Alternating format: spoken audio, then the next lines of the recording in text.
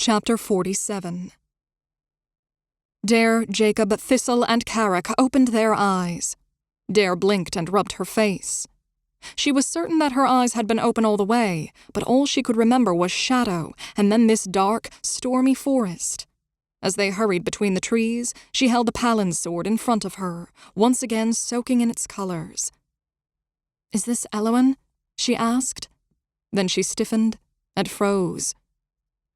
She had never heard the sounds of battle before, but the clashing metal blended with the roar of soldiers into one unified thunder was instantly recognizable to her. Their pace slowed as the castle and the backs of the Kelin Legion came into view. She thrust her sword into the air. "We have to save Caleb!" she charged.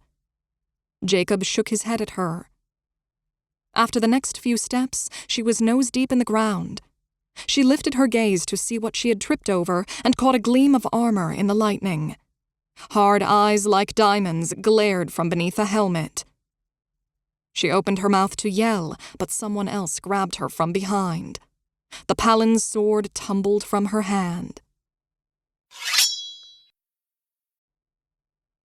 The Calvar punched through the gate.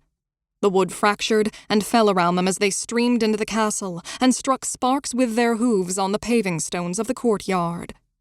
The elves abandoned the space through several archways, and those on the battlements spun and released their remaining arrows inside. Most of the cultists had turned to undead, and they did not stop their assaults on the defenders. Behind them came the Kelin ranks. They funneled through the broken gate and stampeded into the courtyard. Caleb ran his shaking hands through his hair. He moved away from the tower's edge and faced Lady Evelyn. "It appears we've lost." His hand strayed to the pommel of the sword. She opened the wooden chest and withdrew a small, smooth bowl carved from a gigantic emerald. She extended a palm over it, and a single drop of water fell into it. Red candles rose out of the chest and planted themselves in a circle around her. "You should meet your gods, my prince," she whispered as she set the bowl before her. He tightened his jaw. Then he straightened his shoulders and bowed to her. "My lady, you are more valuable than I am this night. I will lead away any chase that may come." He disappeared down the twisting stairs. Evelyn closed her eyes. Flames erupted from the candles, changing from yellow to moonlight white. They expanded until they became a wall of alabaster fire. The radiance spilled over the sides of the vaulted tower, flowing like a flood. It touched the courtyard, filling the archways, and remained shining in them. The battle's motion slowed as the brilliance blinded everyone. Several Kelin tried to retreat from the white fire into the center of the courtyard, but the press of bodies behind them pushed them forward into the light.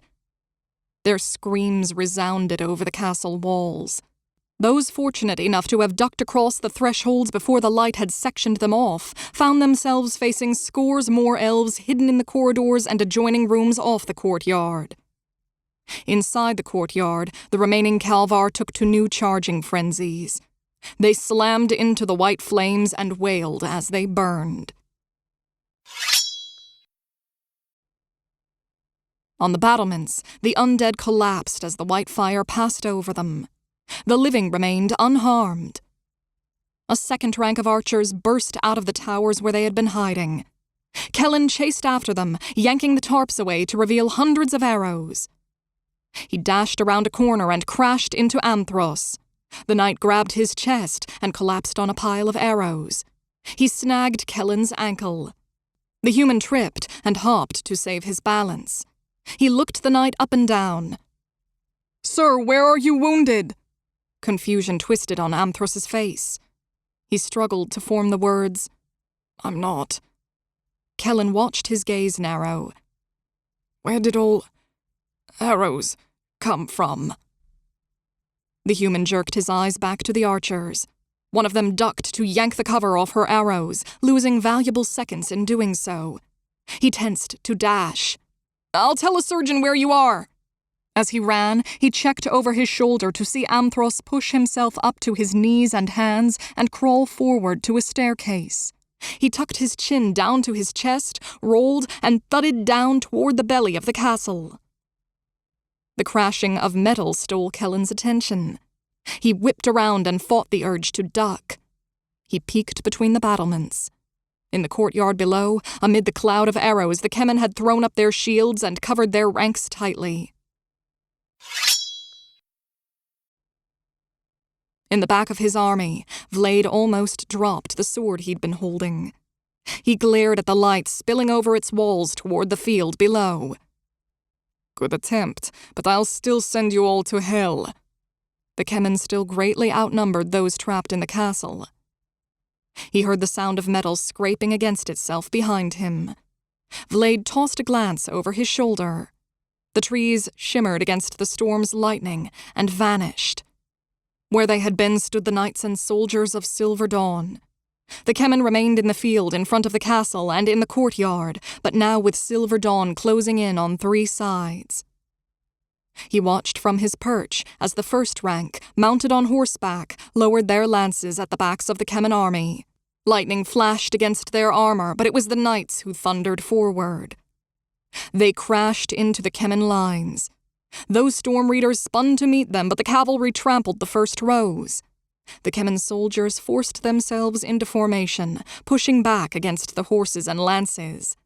The battle was finally joined.